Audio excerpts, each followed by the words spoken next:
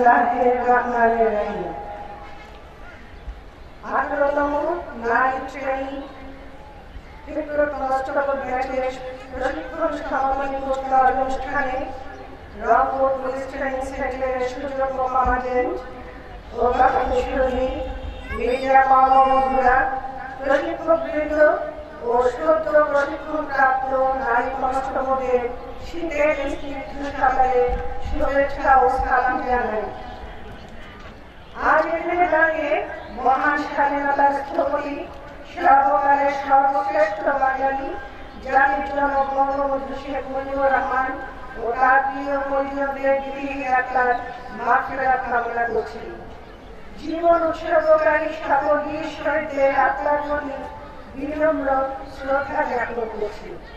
বিশেষভাবে স্মরণ করছি বাংলাদেশ পুলিশের সকল বীর সদস্যদের এবং শহীদদের, যারা 1971 সালে 25 মার্চ কালো রাতে পাকিস্তানি হানাদারদের বিরুদ্ধে প্রথম সশস্ত্র প্রতিরোধ গড়ে তুলেছিল, যাদের মহান আত্মত্যাগের জন্য সরকার বাংলাদেশ পুলিশকে স্বাধীনতা পদকে ভূষিত করেছেন।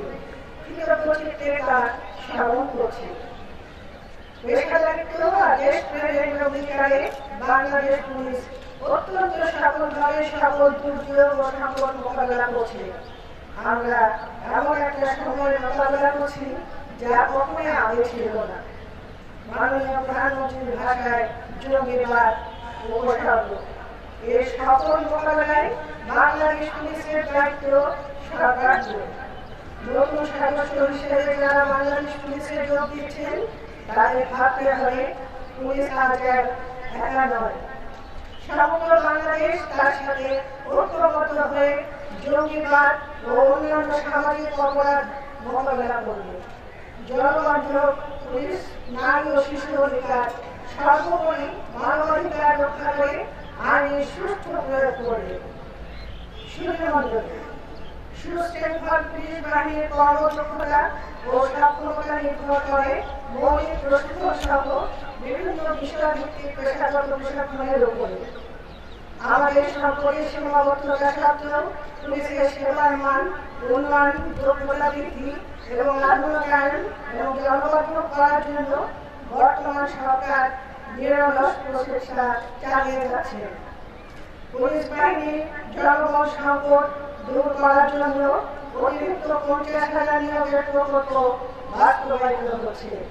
মাননীয় প্রধানমন্ত্রীর একান্ত উদ্যোগে আরো 30,000 জনবল নিয়োগের বিষয়টিও চলমান রয়েছে। ইতিমধ্যে নিয়োগপ্রাপ্ত পুলিশ সদস্যদের মধ্যে উল্লেখযোগ্য নারী পুলিশ রয়েছে। নারী তার আত্মবোধের মাধ্যম থেকে বেরিয়ে এসেছে, চ্যালেঞ্জিং পেশায় নিজের যোগ্যতার স্বাক্ষর রাখছে। আন্তর্জাতিক অঙ্গনেও জাতিসংঘ মিশনে নারী পুলিশ বিদেশেও প্রশংসা করিয়েছে। উন্নয়নের ধারায় বেগমান যাত্রার এই নিরন্তর অগ্রগামিতা বাংলাদেশের আকাঙ্ক্ষার সীমানা নিয়ে পৌঁছে নিয়ে যাবে। পুলিশ জনগণের সেবক, সর্বস্তরের জনগণের জানমালের নিরাপত্তা ও দেশের আইনশৃঙ্খলা রক্ষার মূল দায়িত্ব আমাদের উপর ন্যস্ত।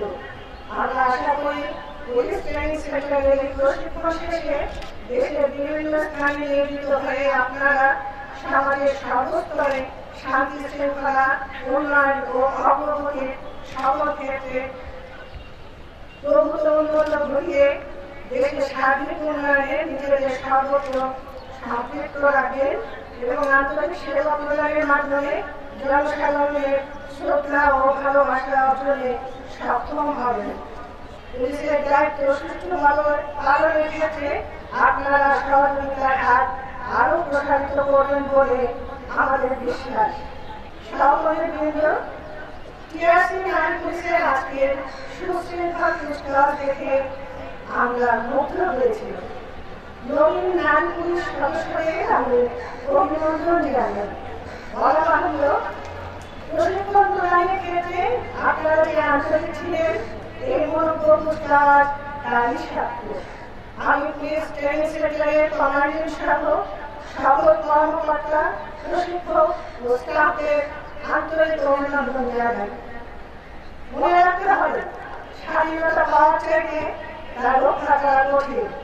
স্বাধীনতা রক্ষায় আমাদের ভূমিকা স্বাধীনতা সংগ্রামের শুরুর মতোই এবং আমরা তা নিরন্তর করে চলেছি।